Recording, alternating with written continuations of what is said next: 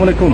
Orzu кармагыла жана ден соолукта болгула демекчи, мына бүгүн Дархан чайканасында 90 адамга ооз ачырып, жана ошондой эле азык-түлүк башчыларын берип аткан Дархан чайканасынын жалпы эмгек жамаатына жана Самонбай кенин Айдай эженин үй бүлөсүнө тынччылык, амандык, берекет каалайбыз. Аллах таала берип аткан исамыңыздарды кабыл кылсын. Күнчүлүк келет ар бир жанга, өзүм дебей бул өмүрдө күйүп, эмгегиңдин элиң үчүн нарына, жалкоо болбой кайрат күчүң барда, чоң жарыштан сапарыңдан калба, жашоодогу жеңиш ошол экен. Ушул мен шаар кеңештин төрагасы Салмак Абдуловичке чыгып тарапаттык айтып коюп, анча өтө чоң соопчулук эсептейбиз. Рахмат жолдойбуз. Жашылдандыруу көркөмдүү чарбасынын кызматкерлери, жумушчулары биринчи бизди ушул ыйык Рамазан айына жеткирген Аллахка шүгүрлөрдү айта алам. Эсен соо, ден соолукта жеткирген.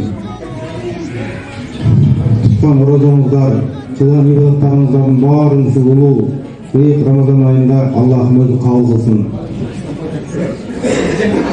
Бизде ушул нерсени уюштуруучу топ элим басымбы кайрымдуулук фондуна дагы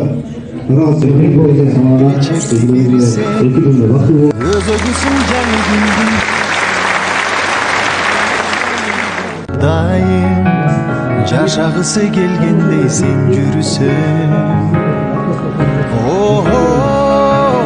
Өкүнбөйлү өткөн ишке кайра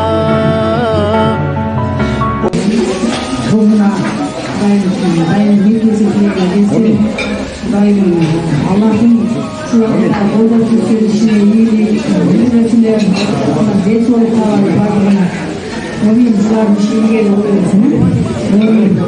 Hiç taymanma, iz kaldırgın yürekte nur var da.